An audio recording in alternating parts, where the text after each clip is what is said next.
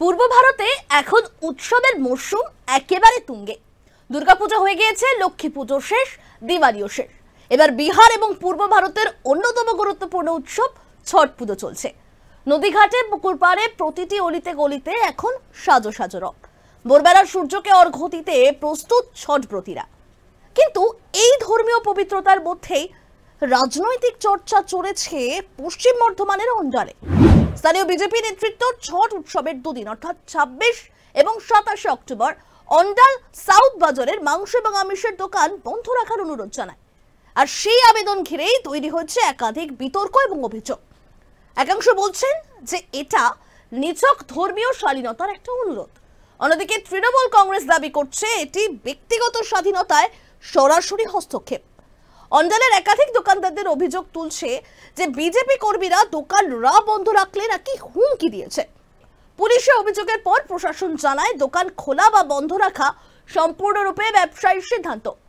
এদিকে আবার বিজেপি পাল্টা বলছে যে জোর নয়, তারা নাকি আবেদন করেছেন। ছটের পবিত্র উৎসবের দিনে এই রাজনৈতিক বিভাজন যেন স্নান করে দিচ্ছে ধর্মীয় আনন্দ।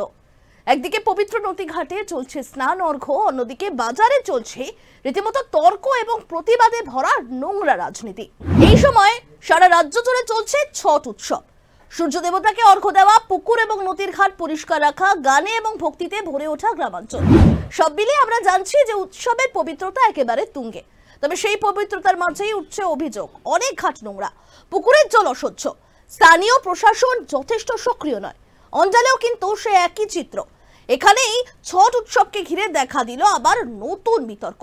কিনা স্থানীয় বিজেপির নেতৃত্বে দোকানদারদের জানায় যে উৎসবের দিনে আমিষ বিক্রি না করতে, কারণ এই সময় ছটব্রতীরা নাকি ফল, মিষ্টি এবং শুদ্ধ জিনিস কেনেন। কিন্তু এই যে নতুন রাজনৈতিক চর্চা, তার রীতিমতো উৎসবে আমেজে ভাটা ফেলেছে। স্থানীয় বিজেপি নেতা কর্মীরা দলীয় প্যাডে লিখে দোকান বন্ধ রাখার নাকি নোটিশ দেন। আর সেই বার্তা সোশ্যাল মিডিয়ায় ভাইরাল হতেই ছড়িয়ে পড়েছে বিভ্রান্তি। অনেকে একে ফতোয়া বলছেন। এক মাংস ব্যবসায়ী অজয় মণ্ডল অভিযোগ করেন যে আমরা না মানলে নাকি হুমকি দেওয়া হবে। তবে বিজেপির রানীগঞ্জ মণ্ডল সভাপতি রাখাল চন্দ্র ঘোষ বলেন এটি শুধু ধর্মীয় অনুরোধ, কোন রকম কোনো জোর খাটানো নয়। আবার অপরদিকে বিজেপির সাথে সাথে তৃণমূলের যুব জেলা সভাপতি পার্থ দেবাসী বলছেন যে এই দেশ গণতান্ত্রিক, কে কি খাবে সেটা তার স্বাধীনতা, তার ব্যক্তিগত বিষয়। বিজেপি সবকিছু নিয়ন্ত্রণ করতে চাইছে। এদিকে তৃণমূলের বক্তব্য রাখছে যে এমন আবেদন একেবারে অপ্রাসঙ্গিক এবং ধর্মের নামে সমাজে বিভাজন সৃষ্টি করা হচ্ছে। তাদের দাবি যে ছটব্রতীদের সম্মান বজায় রাখা যেমন জরুরি, তেমনি বাক স্বাধীনতা এবং ব্যক্তি স্বাধীনতার মর্যাদা রক্ষা করাও কিন্তু সমান গুরুত্বপূর্ণ।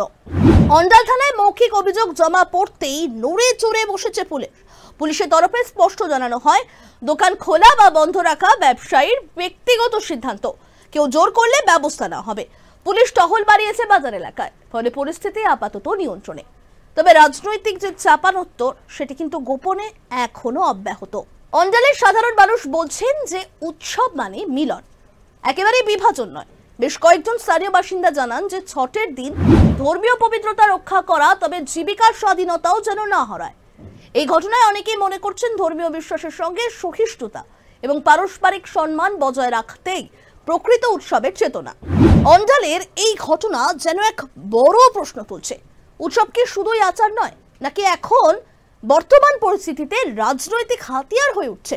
ছট পূজা সেই প্রাচীন ভারতের ঐতিহ্যের প্রতীক, যেখানে সূর্যের কাছে প্রার্থনা করা হয় পরিবার মঙ্গল এবং সমাজের শান্তির জন্য।